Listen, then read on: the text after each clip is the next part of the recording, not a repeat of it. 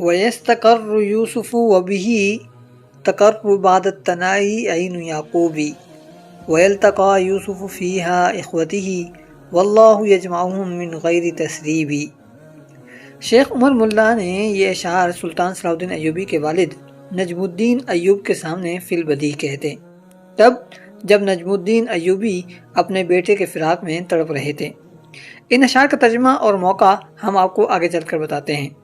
فی الحال یہ بات جان لیں کہ کولش عثمان کے بارے میں دو غیر رسمی، غیر یقینی، لیک شدہ خبریں بھی آج کی ویڈیو میں پیش کی جانے والی ہیں، تو ویڈیو کے آخر تک ہمارے ساتھ رہیے گا۔ السلام علیکم، آپ دیکھ رہے ہیں مکی ٹی وی اور میں ہوں آپ کا میزبان علیہ خان۔ مکی ٹی وی نئی ویڈیو کے ساتھ حاضر ہے۔ صلاح الدین ایوبی کی تازہ قسط پوسٹ پونڈ ہو گئی ہے، یعنی مؤخر ہو گئی ہے، اور آج آنے والی قسط اب اگلے ہفتے آئے گی، اور اس کی وجہ ہے موسمی حالات، یعنی برفباری پلس بارش اور ان کی وجہ سے ہونے والی شدید ٹھنڈ۔ اس وجہ سے شوٹنگ نہیں ہو پائی اور اسی وجہ سے اب تازہ قسط اب اگلے ہفتے آئے گی۔ اوپر بیان کیے گئے اشعار کا ترجمہ کچھ یوں ہے کہ مصر میں یوسف مستحکم ہو جائے گا اور جدائی کے بعد یعقوب کی آنکھ وہیں ٹھنڈی ہوگی، وہیں یوسف اپنے بھائیوں سے بھی ملے گا، اللہ انہیں کسی خدشے کے بغیر وہاں اکٹھا کرے گا۔ اور یہ اشعار تب کہے گئے تھے جب، چلیے شروع سے بات کرتے ہیں تاکہ بات آپ کو اچھی طرح سمجھ آ سکے۔ ترکی میں بنائے جانے والے فاتح القدس صلاح الدین ایوبی نامی ڈرامے میں تاریخی طور پر کافی سارے بلنڈر مارے گئے ہیں، کافی ساری غلطیاں کی گئی ہیں۔ مثلا ڈرامے کی ابتدا میں ہی نجم الدین ایوب اور شیرکو کو فیروز سے بچنے کے لیے بھاگ کر شام آتے دکھائی دیتے ہیں، جہاں پر سرحد پر صلاح الدین ایوبی کی پیدائش ہوتی ہے۔ یہ مکمل طور پر جھوٹ تھا۔ صلاح الدین ایوبی کی پیدائش تکریت یعنی اسی قلعے میں ہو گئی تھی جہاں سے فیروز نے نجم الدین ایوب کو بعض وجوہات کی بنا پر چلے جانے کا کہا تھا۔ تاریخی طور پر یہ واقعہ نور الدین زنگی کے سلطان بننے سے بھی بہت پہلے کا ہے۔ اسی تکریت نامی قلعے میں نجم الدین ایوب نے سلطان اماد الدین زنگی اور ان کی فوج کی مدد بھی کی تھی۔ جب تکریت نامی قلعہ چھوڑنا پڑا تو صلاح الدین ایوبی کی پیدائش کے فوراً بعد نجم الدین ایوب اماد الدین زنگی کے پاس ہی آ گئے تھے، جہاں انہیں فوج کا سپہ سالار بنایا گیا تھا۔ اسی دوران سلطان اماد الدین زنگی نے نجم الدین ایوب کو بالبیک کا قلعہ بھی عطا کر دیا تھا۔ صلاح الدین ایوبی 15 سے 16 سال کے ہونے تک یہیں پڑھتے بڑھتے رہے تھے۔ پہلی ہی قسط میں ایک اور بڑی غلطی بھی کی گئی کہ شیر کو جب سلطان نور الدین زنگی کے پاس پہنچتا ہے تو وہ اسے پہچانتے نہیں ہیں اور شیرکو کو اپنا تعارف کروانا پڑتا ہے۔ یہ حقیقت کے بالکل برخلاف ہے۔ دراصل ہوا یہ تھا کہ جب ایوبی خاندان اماد الدین زنگی کے پاس آیا تو جہاں نجم الدین ایوب کو سپہ سالار بنایا گیا تھا، وہیں شیرکو کو بھی دربار سے وابستہ کر لیا گیا تھا۔ بعد میں جب نجم الدین ایوب بالبیک چلا گیا تب بھی شیرکو دربار میں ہی خدمات سر انجام دیتا رہا تھا، یعنی شیرکو اماد الدین زنگی کے دربار سے وابستہ رہا مگر نور الدین زنگی اس سے ناواقف نکلا۔ کتنی عجیب بات ہے یہ۔ ایک اور بات تو اس سے بھی زیادہ عجیب ہے۔ ڈرامے میں نور الدین اور نصر الدین کی چپکلش کا ذکر ہوا تو اماد الدین زنگی کی میت دکھائی گئی، اور اس وقت عمر ملا نے اماد الدین زنگی کی وصیت بتائی اور تب نور الدین اور نصر الدین ہی وہاں موجود تھے۔ مگر تاریخی حقیقت یہ ہے کہ اماد الدین زنگی کے 4 بیٹے تھے۔ جب اماد الدین زنگی کی شہادت ہوئی تو عراق والا حصہ سیف الدین کو اور شام کی طرف کا علاقہ نور الدین زنگی کے حصے میں آ گیا، یعنی ان لوگوں نے لڑائی کی اور پھر اس کے بعد یعنی دونوں میں اچھی خاصی لڑائیاں بھی ہوئیں، اور آخر کار بعد میں جب صلیبیوں نے شام پر حملہ کیا تو تب سیف الدین نے اپنے بھائی کی مدد کے لیے وہاں آیا اور پھر ان لوگوں نے مل کر صلیبیوں سے لڑائی بھی کی۔ یعنی اماد الدین زنگی کی شہادت کے بعد ان دونوں بھائیوں میں اچھی خاصی لڑائیاں ہوئیں اور 2 بھائی اس طرف چلے گئے جبکہ 2 بھائی اس طرف آ گئے۔ اہم بات یہ ہے کہ ان دونوں کی لڑائیوں کے دوران بھی شیرکو نور الدین کے دربار سے ہی منسلک رہا تھا۔ جب سیف الدین اور نور الدین زنگی سلطنت کے لیے آپس میں لڑ رہے تھے تو تب بالبیک نامی قلعے پر ایک تیسرے فریق نے، ایک تیسرے مسلمان نے دھاوا بول دیا، اور تب نجم الدین ایوب نے ان دونوں حضرات سے مدد مانگی، مگر چونکہ یہ آپس میں لڑ رہے تھے اس لیے یہ لوگ نجم الدین ایوب کی مدد نہیں کر سکے، اور وہ اہم ترین قلعہ بھی تھا، یعنی صلیبیوں کی سرحد کے قریب بھی تھا۔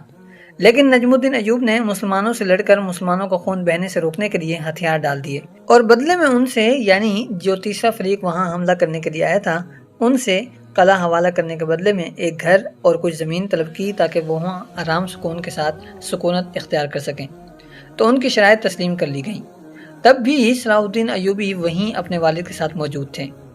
صلاح الدین 15-16 سال کا ہوا تو تب نجم الدین ایوب نے اپنے بیٹے کو چچا شیرکوہ کے پاس زنگی دربار سے منسلک کرنے کے لیے بھیجا، جہاں صلاح الدین ایوبی کو دمشق کی پولیس کا سربراہ بنایا گیا تھا۔ آگے چل کر جب نور الدین زنگی نے صلاح الدین میں شرافت اور صلاحیت دیکھی تو اسے اپنے قریب کر لیا، اور یہ دونوں حضرات مل کر چوگان بھی کھیلا کرتے تھے کہ ان دونوں کو چوگان کھیلنا بہت پسند تھا۔ اور ایک بار جب صلاح الدین ایوبی چوگان کھیلتے ہوئے گر گئے تو درباری شعراء نے ان کے حوالے سے اشعار بھی کہے تھے۔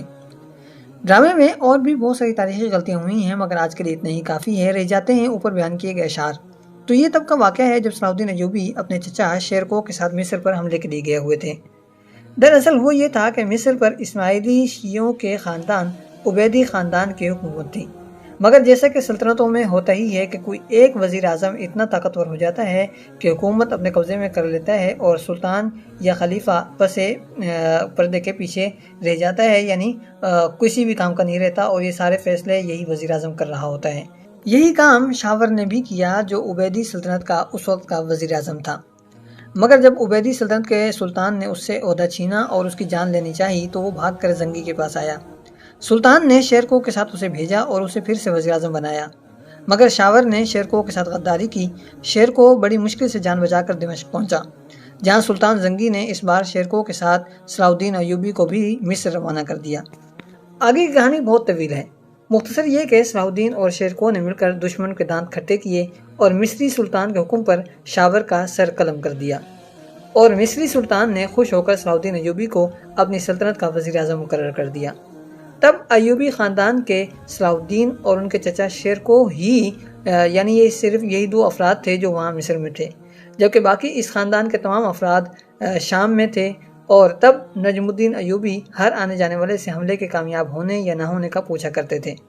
تب ایک دن عمر ملا نے ان کی حالت دیکھ کر یہ اشعار فی البدیہہ کہے، اور پھر یہ اشعار سچ بھی ثابت ہوئے۔ صلاح الدین ایوبی نے اپنے خانوادے کو مصر بلا بھیجا اور اللہ کے پیغمبر حضرت یوسف علیہ السلام کی سنت پر عمل کرتے ہوئے اپنے والد کا استقبال شہر سے باہر نکل کر کیا۔ مصری سلطان نے صلاح الدین ایوبی کو ملک الناصر اور ان کے والد نجم الدین ایوب کو الملک الافضل کے القابات سے نوازا تھا۔ مصری سلطان کی وفات کے بعد مصر صلاح الدین ایوبی کے قبضے میں آ گیا اور وہ مصر کے سلطان بن گئے۔ اور اب بات ہو جائے کولوش عثمان کی۔ کولوش عثمان کے حوالے سے پہلی لیک شدہ خبر یہ ہے کہ موجودہ سیزن کی آخری قسط 165ویں قسط ہوگی، یعنی ایپیسوڈ نمبر 165۔ دوسری خبر بھی اسی طرح غیر رسمی، غیر یقینی اور لیک شدہ ہے، اور خبر یہ ہے کہ کولوش عثمان کا ایک سیزن مزید بنائے جانے کے مشورے جاری ہیں، یعنی 5واں سیزن چل رہا ہے تو اب 6واں سیزن بھی بنائے جانے کی بات چیت چل رہی ہے۔ ان خبروں کی مزید تفصیلات آگے چل کر یعنی آگے آنے والی ویڈیو میں بیان کریں گے۔ فی الحال کے لیے اتنا ہی کافی ہے۔ اب اپنے میزبان علی یار خان کو دی اجازت، ملتے ہیں بہت جلد ایک نئی ویڈیو کے ساتھ۔ والسلام علیکم ورحمۃ اللہ وبرکاتہ۔ ہم امید کرتے ہیں کہ ویڈیو آپ کے معیار پر پوری اتری ہوگی۔ آپ ویڈیو کے حوالے سے کمنٹس کیجئے، اپنی رائے کا کھل کر اظہار کیجئے۔ یاد رکھیے الفاظ آپ کی شخصیت کی پہچان ہوتے ہیں، لہٰذا مہذب اور خوبصورت الفاظ کا استعمال کیجئے۔ ویڈیو پسند آئی ہو تو لائک کرنا مت بھولیے گا، ساتھ ہی ساتھ ہمیں دیجیے اجازت۔ ملتے ہیں بہت جلد ایک نئی ویڈیو کے ساتھ۔ والسلام علیکم ورحمۃ اللہ وبرکاتہ۔